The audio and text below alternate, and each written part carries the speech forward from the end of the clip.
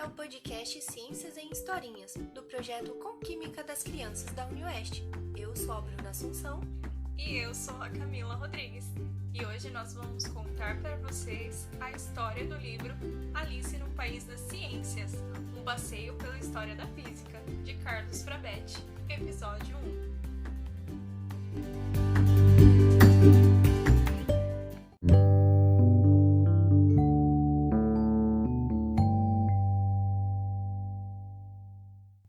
O professor de física tinha enlouquecido. Alice estava tão desorientada que nem ficou batendo papo com as amigas na saída da escola. Ao atravessar o pequeno parque que tinha ao lado do prédio onde morava, sentiu-se de repente muito cansada. E olha que sua mochila estava quase vazia. Sentou-se num banco e fechou os olhos por um momento, sem conseguir deixar de pensar no professor. — Por que você acha que ele enlouqueceu? Alguém lhe perguntou subitamente. Alice abriu os olhos assustada e viu sentada ao seu lado uma estranha figura, um anão, ruivo, de barba espetada, que a olhava fixamente com um sorriso meio simpático, meio gozador. Usava um casaco verde com um capuz na cabeça, embora não fizesse frio, o que lhe dava um aspecto de personagem de contos de fadas, dos mais extravagantes. Como você sabe em que eu estava pensando? Você é um anão? Ora, é a pergunta mais boba que já me fizeram na vida. Quero saber se você é um daqueles anões de conto de fadas, daqueles que têm poderes, sabe? Ah, alguns poderes eu tenho, já que consigo fazer algumas coisas. Pode ler pensamentos? Não, mas posso ler lábios. Você se deitou no banco, fechou os olhos e disse. Ele enlouqueceu. Eu não disse, só pensei.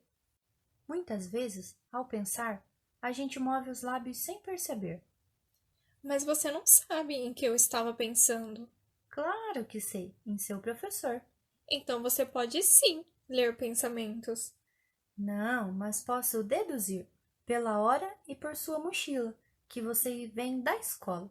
Portanto, o mais provável é que estivesse pensando num professor. Eu poderia estar pensando num colega de turma. Gente da sua idade vive aprontando, de modo que você não estaria com essa cara de espanto e preocupação se o louco fosse um colega.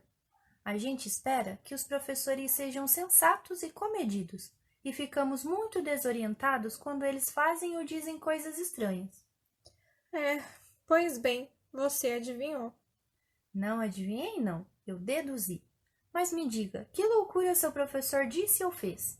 Ele disse que uma pedra e uma pena caem na mesma velocidade e falou isso com uma cara como se estivesse sonhando. Claro, ele estava no mundo da lua. Como assim, no mundo da lua? Mentalmente, eu quero dizer. É a resistência do ar que faz com que na Terra uma pena caia mais devagar que uma pedra. Como a lua não tem atmosfera, lá a pena e a pedra cairiam exatamente juntas. Mas ele não falou nada sobre a lua. Sem dúvida deve ter falado alguma coisa sobre o vácuo. Acho que ele comentou que se deixarmos cair uma pedra e uma pena no vazio... Não, no vazio não. Ele deve ter dito no vácuo. Pode ser, mas qual a diferença? Cair no vazio significa cair num abismo ou de uma grande altura. Já cair no vácuo significa cair na ausência de ar. E na lua, uma pena e uma pedra realmente cairiam na mesma velocidade? Os astronautas comprovaram isso quando estiveram lá? Não foi preciso. É possível extrair o ar de um recipiente ou mesmo de um quarto e criar o vácuo aqui na Terra. E, como disse Galileu há uns 400 anos, no vácuo todas as coisas caem do mesmo modo, independentemente de seu peso ou tamanho.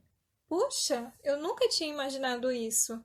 É normal. Nossa experiência cotidiana nos diz que as coisas mais pesadas caem mais depressa. Inclusive, os maiores sábios da antiga Grécia, como Aristóteles, acreditavam nisso. O professor também disse que se a gente puser uma bola para rolar, ela vai continuar rolando sempre, a menos que alguém a faça parar. Não é um absurdo? Por um acaso, ele mencionou o atrito? Mencionou, sim. Ele disse que isso aconteceria num solo liso, sem atrito, mas... Mas esse solo não existe. Qualquer superfície, por mais lisa que seja, oferece certa resistência e detém os objetos que deslizam ou rolam sobre ela. Além disso, existe a resistência do ar. No vácuo e sem atrito, a bola se moveria indefinidamente na mesma direção e na mesma velocidade, até que algo ou alguém a fizesse parar ou alterasse sua direção. Foi Galileu quem primeiro entendeu isso, ou talvez tenha sido o segundo, porque Leonardo também disse algo a respeito. No caso da pedra e da pena, tudo bem, mas isso da bola, tenho que ver para crer. Como ela pode continuar rolando para sempre? Pois olhe pela janela esta noite que você vai ver. Como assim? Apenas olhe pela janela. Depois do jantar, Alice foi para o quarto e olhou pela janela, mas não viu nenhuma bola rolando pela rua, nem qualquer outra coisa que chamasse sua atenção. Deve ter sido uma piada daquele anão esquisito. A lua, quase cheia, brilhava esplendorosa entre as nuvens pequenas e arredondadas que pareciam carneirinhos, pastando num campo de estrelas. A bola que nunca para. Aff. Afinal, que outra coisa era a lua, senão uma enorme bola que, sem ninguém empurrasse, percorreria o céu incessantemente? É claro que o anão se referia a ela. Mas não era a mesma coisa. A lua flutuava no espaço enquanto a bola rolaria pelo chão. De qualquer maneira, era surpreendente que a lua girasse e girasse ao redor da Terra sem parar. De onde tirava a energia para se mover, então? Teria que perguntar ao professor de física, ou ao anão se voltasse a vê-lo. Alice era muito curiosa, mas não conseguia se concentrar por muito tempo numa mesma coisa. E para ela, muito tempo era 1 minuto ou 2. Por isso, deixou de pensar na lua, pôs-se a contar as nuvens que pareciam carneirinhos e, claro, como sempre acontece com quem se põe a contar ovelhas, ficou com sono, jogou-se na cama e adormeceu. No dia seguinte, ao sair da escola, Alice voltou a sentar no banco do parque, na esperança de que o anão aparecesse de novo. Talvez ele pudesse ajudá-la. Maldita física! Como se sua frase tivesse sido uma invocação, o anão saiu de trás de uma moita e se plantou na frente dela. Não posso acreditar que você esteja amaldiçoando a ciência. É como amaldiçoar a sede de conhecimento da humanidade. Não estou amaldiçoando a ciência, só a física. Dá no mesmo. A física, junto com a matemática, a química e a biologia, fazem parte das ciências. Posso saber por que tanta raiva? Porque o professor nos passou um trabalho para entregar na segunda-feira. Você tinha razão, ele não é louco, ele é sádico. Mas hoje é sexta. Você tem todo o final de semana para fazer o trabalho. Sei, como se um final de semana bastasse. Quando a gente se dá conta, já é domingo à noite. E o trabalho é sobre o quê? Ele quer que a gente escreva nada mais, nada menos que a história da física. E em 3 folhas completas. Ele não vê que não dá?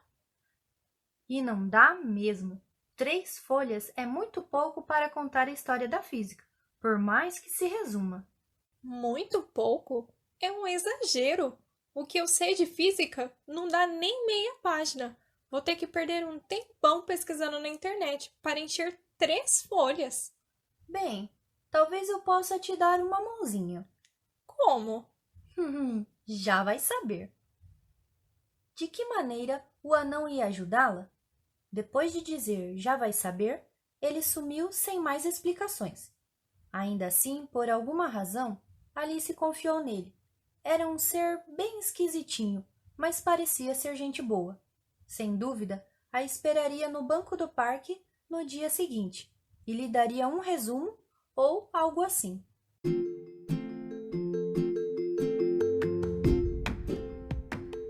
Essa foi a história de hoje. Esperamos vocês na próxima quarta-feira para a continuação, episódio 2. E não esqueçam de curtir e compartilhar com seus amiguinhos. Tchau, tchau!